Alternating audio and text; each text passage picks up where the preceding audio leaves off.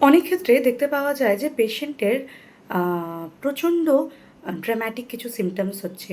হঠাৎ করে শ্বাসকষ্ট শুরু হয়ে গেছে এবং কেউ বলছে বুকে ব্যথা হচ্ছে, কারোর পেটের সমস্যা হচ্ছে, কোথাও কোথাও মাথা ব্যথা হচ্ছে, বিভিন্ন অংশে ব্যথা বা কথা বলতে না পারা, এই ধরনের সমস্যাগুলো হঠাৎ করে একটা স্ট্রেসফুল ইভেন্টের পর শুরু হচ্ছে এবং যখন সেটা নিয়ে ডাক্তারের কাছে যাওয়া হচ্ছে বা বিভিন্ন ধরনের ইনভেস্টিগেশন করা হচ্ছে, ইনভেস্টিগেশন করতে গিয়ে দেখা যাচ্ছে যে তার কোনো সমস্যাই কোনো ফিজিক্যাল সমস্যা সেক্ষেত্রে পাওয়া যাচ্ছে না।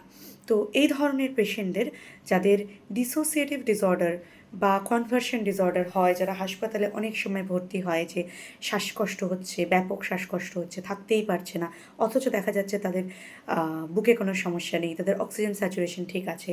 এই ধরনের পেশেন্টদেরকে অনেক সময় যেটা শুনতে হয় পরিবারের লোকজনের কাছে এবং অনেক সময় স্বাস্থ্যকর্মীদের কাছেও, যে এদের কিছু হয়নি, এরা নাটক করছে। এবং এইরকমই একটা ঘটনা আমার পেশেন্টের সাথেই খুব রিসেন্টলি ঘটেছে। ও বারবার করে আনরেসপন্সিভ হয়ে যাচ্ছিল। তারপরে আলটিমেটলি হাসপাতালে ভর্তি হয় এবং পেশেন্টের বাড়ির লোকের যেটা বারবার বক্তব্য যে তারা যখনই এই সমস্যাগুলো নিয়ে বলতে যায়, তাদেরকে বলা হয় যে ওর তো আসলে কিছু হয়নি আর নাটক করছে। এরকম বহু অ্যাংজাইটির পেশেন্টদেরকেও যখন তারা রেফার্ড হয়ে আসেন, তখন তাদের শুনতে হয় যে তোমার আসলে কিছু হয়নি, তুমি সাইকিয়াট্রি দেখাও। তো মুশকিলটা হচ্ছে যে অনেকেই কমপ্লেন করেন, অনেক ডাক্তারবাবুরাও কমপ্লেন করেন যে পেশেন্টদেরকে সাইকিয়াট্রিতে রেফার করলেও তারা সাইকিয়াট্রিস্টকে দেখাতে যেতে চান না। এবার সমস্যাটা হচ্ছে অনেক ক্ষেত্রে, এটা তো সত্যি যে আমাদের দেশে একটা ভীষণ রকমের স্টিগমা রয়েছে সাইকিয়াট্রিক ডিসঅর্ডারগুলোকে নিয়ে, কিন্তু সমস্যাটা হয় যে যখন রেফার করার সময় এইটা বলা হয় যে তোমার কিছু হয়নি, তখন পেশেন্ট ভীষণ রকমের ফিল করেন যে তার যে কষ্টটা, তার যে ডিস্ট্রেসটা, সেটাকে মনে হয় নালিফাই করা হচ্ছে, সেটাকে ইনভ্যালিডেট করা হচ্ছে। কারণ ফিজিক্যাল কোনো সিমটম পাওয়া যাক না যাক, ফিজিক্যাল কোনো ইনভেস্টিগেশনে কিছু পাওয়া যাক, কিছু না পাওয়া যাক, অর্গ্যানিক কারণ পাওয়া থাক না থাক, পেশেন্টের যে ডিস্ট্রেসটা হচ্ছে সেটা তো সে বানিয়ে করছে না, সেটা ভীষণ রকমের রিয়েল। যে পেশেন্টের প্যানিক অ্যাটাক হচ্ছে, তার সত্যিই মনে হয় যে তার বুঝি এখনই হার্ট অ্যাটাক হয়ে যাবে, সে বুঝি মরে যাবে, এই মুহূর্তেই মরে যাবে।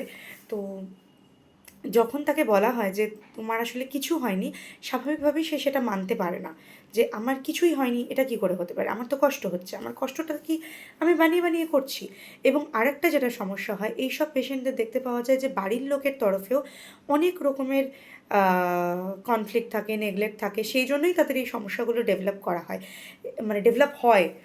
এবং এই বাড়ির লোকদেরকে যখন বলা হয় যে পেশেন্টের আসলে কিছুই হয়নি, পেশেন্ট নাটক করছে, তখন কিন্তু পেশেন্টটাও পরিবারের মধ্যে ভীষণ রকমের আরও বেশি কোণঠাসা হয়ে পড়ে। তার যেটুকু সাপোর্ট বা যেটুকু সে পাচ্ছিল, হয়তো অসুস্থতার জন্য বা হয়তো সেই জন্যেই তার এই সমস্যাগুলো তৈরি হয়েছিল যে তার বাড়িতে অলরেডি একটা ঝামেলা, একটা অশান্তি বা তার প্রতি অবহেলা বা তার একটা মানসিক অবসাদের কারণ হয়তো তার বাড়িতে অলরেডি ছিল।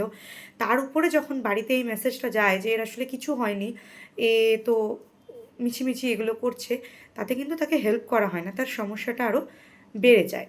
এবং যদি যে পেশেন্টের কিছুই হয়নি সেই পেশেন্টকেই সাইকিয়াট্রি রেফার করা হয়, তাহলে সাইকিয়াট্রিস্টরা আসলে কি ট্রিট করেন?